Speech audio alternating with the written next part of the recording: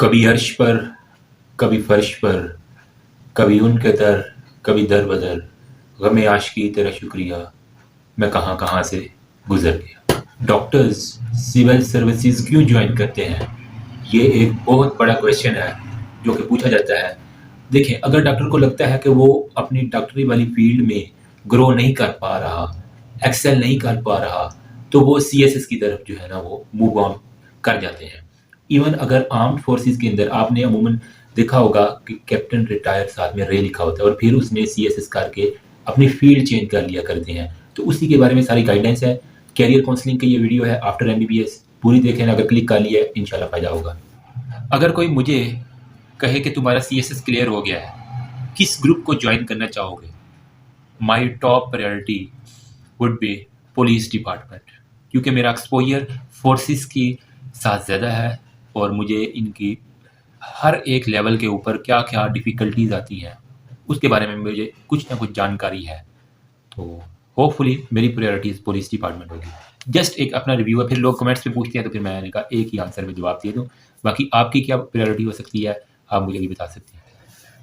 CSS central superior services, the only test to get a government job, और वो job आपकी 17 scale से शुरू होती है और 22 ग्रेड तक जो है ना आप एक्सेल कर सकते हैं। एलिजिबिलिटी क्या होती है, किस तरह जो है ना इसका टेस्ट दिया जाता है, उसके बारे में आपके साथ थोड़ी सी बात शेयर करनी है। ग्रेजुएशन हो आपकी, आया कि वो BSc हो, BS प्रोग्राम, BCom, MBBS या फिर कोई भी रेलिवेंट टू दी ग्रेजुएशन कोई आपने डिग्री की हो तो यू आर एलिजिबल। अब अमूमन MBBS 23 से 25 साल की उम्र में हो जाया करता है। तो उसके बाद अगर आप कोई गवर्नमेंट जॉब कर रहे हैं तो आपके लिए 2 साल की रिलैक्सेशन चल सकती है, मतलब एज लिमिट आपकी बढ़ जाती है। ठीक है, तो पासिंग क्राइटेरिया क्या होता है इसके अंदर? देखो, 2 तरह जो है ना वो आपके सब्जेक्ट्स होंगे। बेसिकली CSS का एग्ज़ाम 2 फेजेस के अंदर होता है, एक फ़ेज़ 1 और एक फ़ेज़ 2। जो फ़ेज़ 1 होता है, मैं साथ ही साथ मेंशन भी करता जाऊँगा, इसके अंदर आपको 1200 मार्क्स का एग्ज़ाम होता है और मिनिमम आपके 600 मार्क्स होंगे, तभी आप एलिजिबल होंगे इंटरव्यू के लिए। ठीक है, फिर फ़ेज़ 2 जो है ना, वो जिनका रिटन पास हो जाया करता है वो इंटरव्यू के लिए जाते हैं और इंटरव्यू के मार्क्स 300 होते हैं और जिनके 200 अबव हों। क्वालिफिकेशन क्या है? मिनिमम ग्रेजुएशन, और इवन के फर्स्ट डिवीजन हो या सेकंड डिवीजन हो चल जाया करती है। नो स्पेसिफिक सब्जेक्ट रिक्वायरमेंट, कोई ख़ास सब्जेक्ट की रिक्वायरमेंट नहीं है। एज लिमिट मैंने आपको बता दी, 21 साल से 30 साल मिनिमम और 2 year and 2 year relaxation for the government employees. फिर सिलेबस क्या है? सिलेबस बेसिकली फेडरल की वेबसाइट FPSC वेबसाइट के ऊपर दिया जाता है हर साल, और इसके अंदर एग्ज़ाम को क्लियर करने के लिए English must be strong enough. Remember, English ही जो है वो बहुत से लोगों का सर दर्द बन चुकी होती है। नेक्स्ट डिस्कस करता हूँ CSS के ग्रुप्स के बारे में। तो बेसिकली 12 ग्रुप्स होते हैं। ठीक है, आप फेडरल पब्लिक सर्विसेज कमीशन की वेबसाइट पे जाएंगे तो each group have different subjects, हर ग्रुप के अपने सब्जेक्ट होते हैं। The more you score in written, good group you find. जितना अच्छा आपका रिटर्न के अंदर स्कोर होगा उतने अच्छा चांसेस है कि आप अपनी मर्जी का अच्छा ग्रुप ज्वाइन कर सकें। सब्जेक्ट्स कौन कौन से हैं इसके अंदर? एक कंपलसरी सब्जेक्ट होती हैं और नंबर सेकंड पे ऑप्शनल कुछ सब्जेक्ट्स होती हैं। कंपलसरी सब्जेक्ट जो है ना वो 600 मार्क्स के होते हैं और 40% पहले तो था, अभी पता नहीं चेंज हो चुका है। इसके अंदर पासिंग क्राइटेरिया होता है। ठीक है, नंबर 1 पे इंग्लिश ऐसे है, इंग्लिश फ्रेजेस, कंपोजिशन। फिर नंबर 3 पे general science and ability, then current affairs, Pakistan affair and Islamic studies. और अगर कोई क्रिश्चियन है या कोई नॉन मुस्लिम है तो उसके लिए comparative study of major subjects जो है ना रिलीजन, तो उसके लिए वो एडजस्ट कर दिया जाता है। ठीक है, जबकि ऑप्शनल सब्जेक्ट्स जो है ना उनके अंदर हमारे पास मुख्तलिफ कैटेगरीज हैं। एक हमारे पास ग्रुप 1 होता है। अच्छा, ऑप्शनल सब्जेक्ट के अंदर इकोनॉमिक्स, इंटरनेशनल रिलेशन, केमिस्ट्री और इवन आपका physics, along with computer science, political science हो गया। ठीक है, और स्टैटिक्स और जियोलॉजी भी है ना इसके लिए आ जाता है। ठीक है, तो ये हमारे पास। जबकि डॉक्टर्स जो होते हैं उनके लिए हमारे पास ग्रुप 2 होता है जिसके अंदर फिजिक्स, केमिस्ट्री, मैथ और इस तरह की स्टैटिस्टिक्स और जियोग्राफी वाले सब्जेक्ट आप चूज़ कर सकते हैं। This is for doctors and engineers जो करते हैं। And remember, each group has 100 marks. Group 1 था, ग्रुप 2 था और ग्रुप 3 to 7 होते हैं। तो ग्रुप 3 to 7 में हमारे पास हर ग्रुप के 100 मार्क्स होते हैं।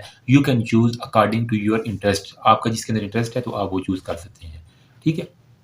तो अभी तक मैंने बताया है सब्जेक्ट्स के बारे में, कंपलसरी सब्जेक्ट और हमारे पास ऑप्शनल सब्जेक्ट। कंपलसरी के 600 मार्क्स, ऑप्शनल के 600 मार्क्स, कुल मिला के हमारे पास 1200 नंबर हो गए, ठीक है। और बाकी हमारे पास वाइवा वाइज का 300 मार्क्स होते हैं, 300 नंबर का वाइवा होता है, उसके अंदर से 150 लेना लाजमी है। और अगर आप इतने काबिल हैं कि आप 200 प्लस मार्क्स को गेन करने में कामयाब हो चुके हैं तो आपके चांसेस और बढ़ जाया करते हैं, ठीक है। इसके बाद आपका डायरेक्ट जॉब है 70 स्केल से शुरू होती है और वो 22 स्केल्स तक चली जाती है, ठीक है।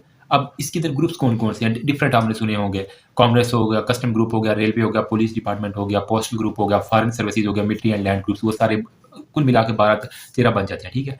अब यहाँ पे एक क्वेश्चन आता है कि CSS और PMS, ठीक है, ये दो चीज़ों में क्या फ़र्क है, लोगों को ये नहीं पता होता अमूमन। ये जो हमारे डॉक्टर हज़रात हैं ना, तो इनके लिए जस्ट मैं बता दूँ, CSS होगा ना, उसके अंदर आपको ओवरऑल पाकिस्तान में कहीं भी पोस्ट किया जा सकता है और कुल मिला के 225 पोस्ट होती हैं, ठीक है। एफिलिएट होते हैं ये फेडरल गवर्नमेंट के साथ।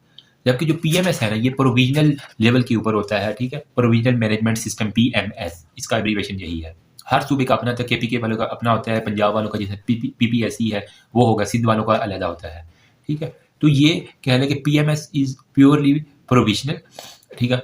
और हमारे पास CSS पूरे पाकिस्तान के जो है ना वो ग्रुप्स हमारे पास, उसके अंदर CSS के अंदर ज़्यादा ऑप्शन होते हैं ग्रुप्स के, ठीक है। अमूमन जो लोगों ने मास्टर्स किया होता है, जिन लोगों ने सोशियोलॉजी के तलबा होते हैं, जो इंग्लिश के में मास्टर किया है, BS इंग्लिश या फिर पॉलिटिकल साइंस के जो होते हैं, ठीक है, उनके लिए जो है ना वो ज़्यादा अपॉर्चुनिटीज़ यूँ कह लें कि वो ज़्यादा आगे एक्सेल कर जाया करते हैं और उनकी अप्लाई के चांसेस भी ज़्यादा होते हैं, ठीक है। अब मैं बताता हूँ आपको टाइम कितना लगेगा इसकी तैयारी के लिए।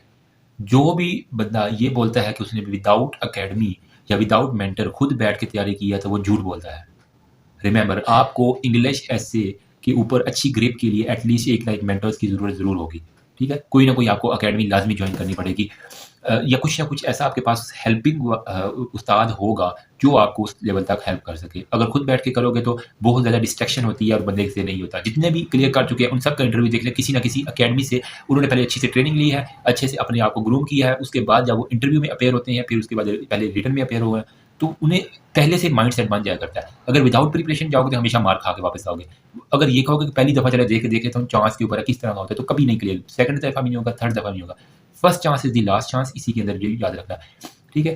पहले चांस को ही आखिरी चांस समझ के देना है आपने, तो बहुत चांसेस होते हैं कि क्लियर हो जाए। मेरे सर्कल के अंदर बहुत से ऐसे लोग हैं और इंशाल्लाह मैं कोशिश करूँगा इनको इंटरव्यू में लाऊँ। अमूमन पब्लिकली उनका आना जो है ना वो थोड़ा सा रिस्ट्रिक्टेड होता है, लेकिन फिर भी आई विल ट्राई कि उनका एक्सपीरियंस शेयर किया जा सके। तैयारी के लिए एटलीस्ट 6 माह से 1 साल चाहिए आपको, रिमेंबर। लेकिन अगर आप डॉक्टरी की फील्ड से ताल्लुक़ रखते हैं ना, तो हमारी 5 सालों में इतनी रीडिंग एबिलिटी हो जाती है कि हम बड़ी-बड़ी, मोटी-मोटी अगर गाइडन जैसी बड़ी किताब को, ठीक है, हम पढ़ सकते हैं, तो ये भी हम CSS की ईज़िली जो है ना ग्रैब कर लेंगे। तो डॉक्टर्स के लिए यूँ कह लें कि 4 माह या 5 माह में वो ग्रैब कर सकते हैं अगर उसकी इंग्लिश स्ट्रॉन्ग इनफ है। बाकी वाइवा का तो मसला ही नहीं है, 5 साल इतनी रगड़वा के आए होते हैं डॉक्टर कि वाइवा, OSCE और इंटरनल और एक्सटर्नल से इतना ज़लील होके आए होते हैं कि अब उनकी ट्रेनिंग इतनी हो चुकी होती है, लेकिन फिर भी मेडिकल वाइवा और प्रोफेशनल इस तरह वाले PMS और CSS के वाइवास के अंदर फ़र्क होगा। आपको ड्रेसिंग सेंस और बहुत सी चीज़ें इंप्रूव करनी पड़ती है। इसी वजह से मैं कह रहा हूँ कि विदाउट मेंटोर, प्रॉपर मेंटोर के अलावा आप इसको बहुत मुश्किल हो जाएगा। कोई एक आध दाना जिनका जिसका तुक्का लग जाए, लेकिन मैंने नहीं देखा अभी तक जो विदाउट एनी काउंसलिंग या एकेडमिक या फिर किसी मेंटोर के अलावा उसने क्लियर किया हो, ठीक है। तो डॉक्टरों के लिए फिर भी ईजी हो सकता है ये, क्योंकि उनका हमारे पास ज़्यादा हो जाता है, ठीक है। इंग्लिश के लिए एक ही टिप जो मैंने हर एक CSS एस्पिरेंट से सुनी है, वो यही कहता है कि न्यूज़पेपर डॉन या कोई भी और, ठीक है, इंग्लिश का न्यूज़पेपर, उसकी डेली बेसिस के ऊपर रीडिंग ज़रूरी है। करंट अफेयर के बारे में आपको मालूमात A to Z होनी चाहिए, ठीक है। साथ में आपकी वोकैबुलरी अच्छी हो, आपको इंग्लिश की कंपोजिशन और इंग्लिश और इवन हैंड राइटिंग भी आपकी मैटर करती है। आपकी हैंड राइटिंग आपकी पर्सनैलिटी को रिप्रेजेंट करती है। अगर अच्छी हैंड राइटिंग का मतलब कि उसके अंदर से जो चीज़ें निकल रही हैं, उसकी क्रिएटिविटी के ऊपर जो है ना वो सारा आपको बताएगी।